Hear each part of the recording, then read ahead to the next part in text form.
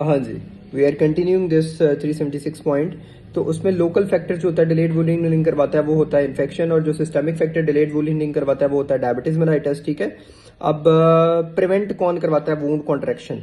Wound contraction की prevention किससे होती है, या हेल्प्स इन वूंड कॉन्ट्रैक्शन, वो क्या है? जो प्रिवेंट है ना, यानी जो रोकेगा वूंड कॉन्ट्रैक्शन को, वो होगा कॉर्टिकोस्टेरॉइड। लेकिन जो हेल्प करेगा वूंड कॉन्ट्रैक्शन को वो होगा मायोफाइब्रोब्लास्ट। ठीक है, तो वूंड हीलिंग में कौन हेल्प करता है? वो माइक्रोफिलामेंट्स होते हैं। ये 3 पॉइंट्स। ठीक है, तो प्रिवेंट कौन करता है वूंड कॉन्ट्रैक्शन? प्रिवेंट कौन करता है? कॉर्टिकोस्टेरॉइड्स।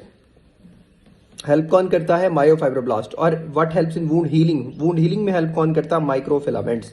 ठीक है, उसके बाद पॉइंट नंबर है 377, आर्टिकुलर सरफेसेस विच कार्टिलेज। तो वो होता है हाइलन कार्टिलेज। आर्टिकुलर सरफेस में कौन सा कार्टिलेज होता है? हाइलन कार्टिलेज। ठीक है, सीसामाइड कार्टिलेज जो होता है वो लैरिंक्स, ट्रेकिया और इनर एयर में होता है। चलो जी, अब मैं बड़े आसान तरीके से बताऊंगा कि हाइलन कार्टिलेज, फाइब्रो कार्टिलेज और इलास्टिक कार्टिलेज को कैसे याद करना है। चलो जी, सबसे पहले elastic cartilage. E for elastic cartilage, 3 ई इसमें याद रखने हैं। Ear pinna, external auditory tube और एपिग्लॉटिस। ये 3 ई याद रखने हैं। ठीक है, ear pinna, external auditory tube और एपिग्लॉटिस, ये होते हैं इलास्टिक कार्टिलेज। और इलास्टिक कार्टिलेज में टाइप 2 होता है और हाइलन कार्टिलेज में भी टाइप 2 होता है। फाइब्रो कार्टिलेज सबसे स्ट्रॉन्गेस्ट है, उसमें टाइप 1 कोलेजन होगा। अच्छा, अब मैं बता देता हूँ इलास्टिक के साथ हाइलन कार्टिलेज।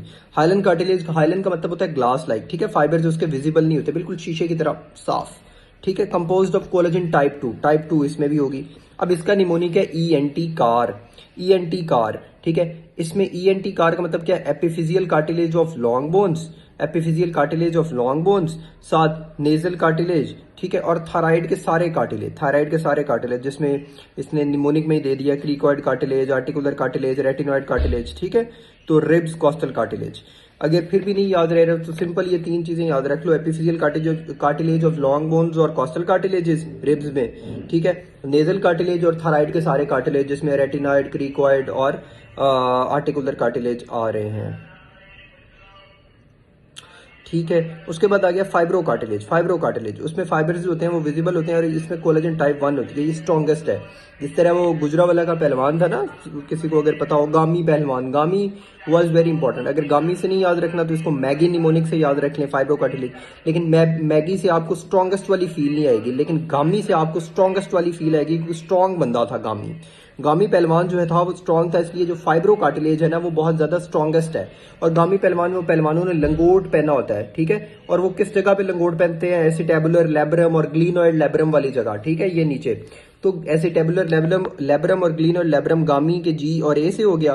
फिर उसके गोडे बड़े मजबूत थे, मेनिस्काई ऑफ नी में ये होगा। और पीछे उसकी कमर भी बड़ी मजबूत थी, इंटरवर्टिब्रल डिस्क में होगा। तो इंशाल्लाह यू विल रिमेंबर दिस। ठीक है, अच्छा, उसके बाद आ गया कुछ एमसीक्यूज पॉइंट्स उन्होंने दिए हुए, मैं इंपॉर्टेंट पढ़ देता हूँ। कैरेना के बारे में इंपॉर्टेंट क्या है कि इंटीरियर पोस्टीरियर कार्टिलेज जो होती है वो बाइफर्केशन ऑफ ट्रेकिया भी होती है। कोलेजन फाइबर्स जो होते हैं वो लाइटली स्टेन्ड होते हैं with eosin. Lamina propria of vagina में इलास्टिक फाइबर्स होते हैं। ठीक है, alcoholic patient came with bleeding at base of air in scab. ठीक है, body were present with cells are defective, तो उसमें जो फाइब्रोब्लास्ट होते हैं वो डिफेक्टिव होते हैं। Thank you.